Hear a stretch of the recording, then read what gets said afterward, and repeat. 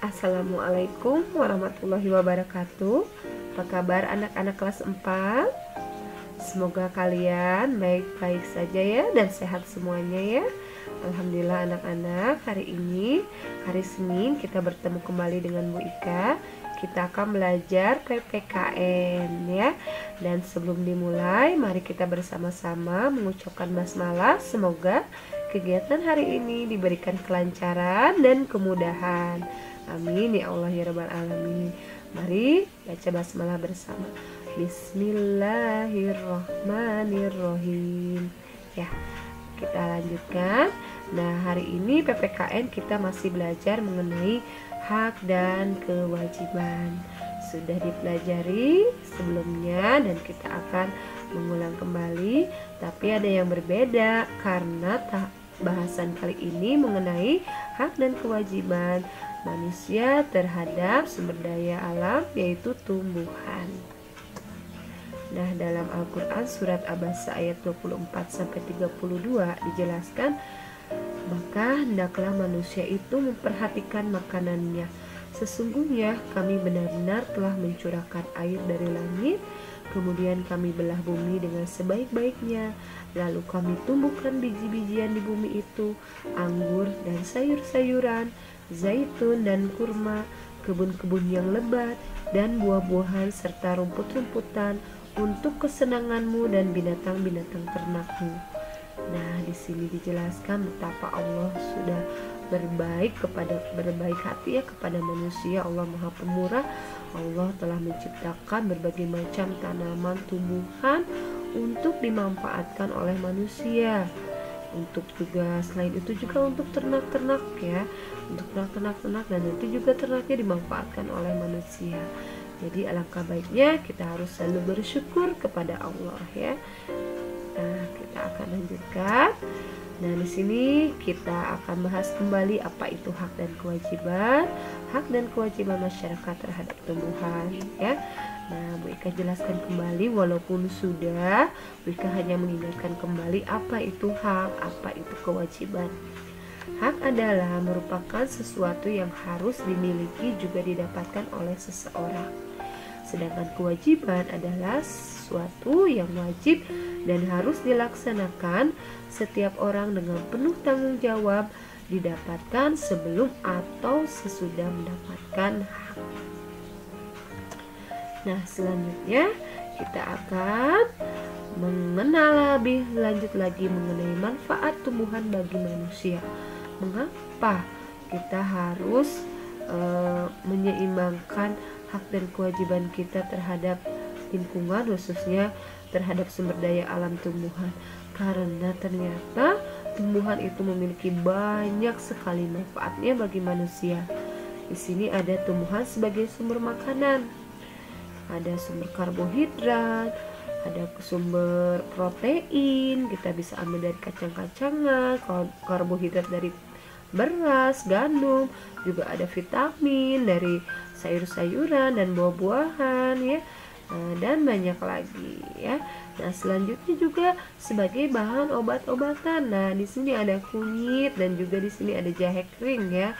Di sini tanaman atau tumbuhan digunakan sebagai obat ya. Ini bisa digunakan untuk obat lambung ya. Kalau jahe bisa dipakai untuk obat untuk daya tahan tubuh ya. Nah, ini hanya salah satu contoh. Kalian nanti bisa cari kembali di internet atau di buku tanaman apa saja yang bisa kita jadikan obat-obatan ya, supaya kita lebih sehat ya. Karena kalau bahan yang terbuat dari alam itu biasanya lebih sehat ya ketimbang dengan kimia, obat-obat kimia.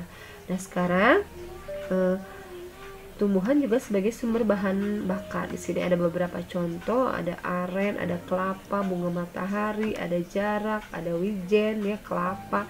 Ini bisa dijadikan sebagai energi bahan bakar biodiesel atau bioetanol yang nanti bisa digunakan sebagai pengganti bahan bakar bensin atau diesel untuk kendaraan ya.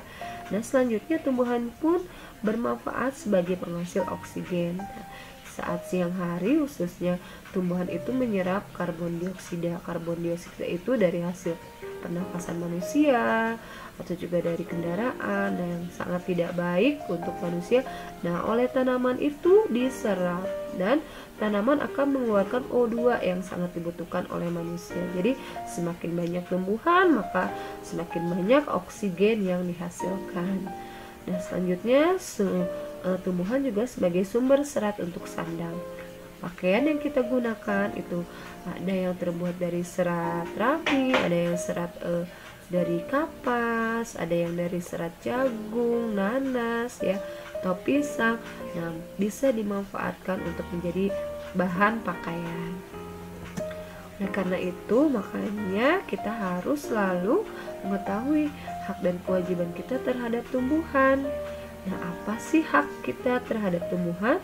Manusia berhak memanfaatkan tumbuhan untuk kebutuhan hidup sehari-hari. Untuk makan, tadi ya sudah dijelaskan. Untuk obat, pakaian, ya, atau bisa juga untuk sumber bahan bakar. Tapi kita juga tidak melupakan kewajiban kita. Apa kewajiban kita? Melestarikan tumbuhan dan memanfaatkan tumbuhan dengan bijak. Nah, salah satunya yaitu dengan apa melestarikan. Nah, ini salah satu contohnya, melestarikan tumbuhan, menanam tumbuhan ya. Dan selain itu juga bijak dalam memanfaatkan tumbuhan.